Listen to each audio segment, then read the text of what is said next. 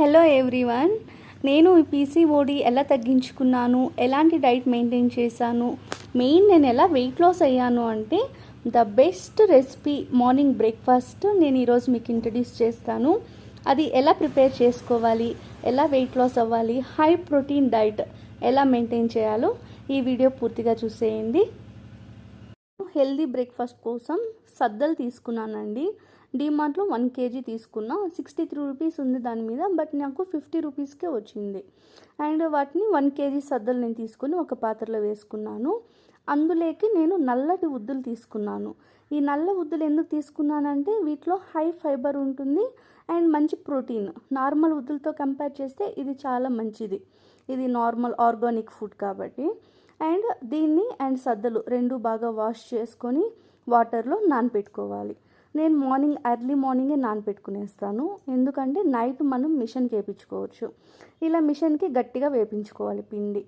ఇలా పిండి గట్టిగా వేయించుకున్నాక దీన్ని మనం కొద్దిగా వాటర్ వేసుకొని సాల్ట్ వేసుకొని నిదానంగా కలుపుకుంటూ ఈ కన్సిస్టెన్సీ వరకు మనం కలుపుకోవాలి. తర్వాత ఇది పక్కన పెట్టేసి మనం దీని కాంబినేషన్ చట్నీ ఎలా చేసుకోవాలో చూద్దాం. ఇలా ఒక పాత్ర పెట్టుకొని అందులో శనగగింజలు అండ్ చిల్లీ అంతా వేసుకొని రెండు కొంచెం బాగా ఫ్రై అయ్యేదాకా మనం ఫ్రై చేసుకోవాలి. అండ్ చింతపండు, ఉప్పు, జీలకర్ర, ఆనియన్స్, తెల్లగడ్డలు అన్నీ కూడా మనం మిక్స్ చేసుకొని కొత్తిమీర కొంచెం, పుదీనా కొంచెం అన్నీ కూడా మనం మిక్సీకి పట్టుకోవాలి. మిక్సీకి పట్టుకుని మనం ఎలా అంటే వాటర్ కొంచెం తక్కువగా వేసుకొని సో ఈ కన్సిస్టెన్సీలో మనం మిక్సీకి పట్టుకోవాలి. కొంతమందికి ఆనియన్స్ అంటే ఇష్టం, వాళ్ళు కావాలంటే ఆనియన్స్ కూడా చట్నీలోకి యాడ్ చేసుకోవచ్చు. సో ఆనియన్స్ తినేవాళ్ళు దానికి యాడ్ చేసుకుంటే చాలా టేస్టీగా ఉంటుంది. నెక్స్ట్ ఏంటి, దోశ ప్రిపరేషన్. సో బాగా ప్యాన్ పెట్టుకొని ప్యాన్ బాగా వేడైనాక కొద్దిగా పిండి తీసుకొని మనం పల్చగా దోశలు వేసుకోవాలి.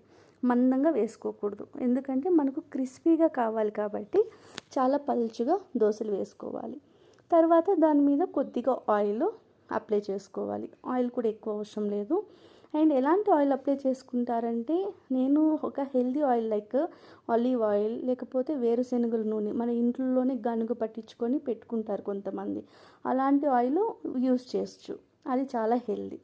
సో ఇలా రెడ్ కలర్ మనకు తెలుస్తుంది.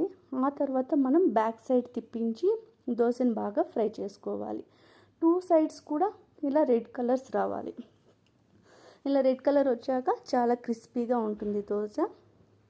అండ్ దీన్ని మనం ఈ పల్లీల చట్నీ ఉంది కదా దాంట్లోకి యాడ్ చేసుకొని తినచ్చు. ఇది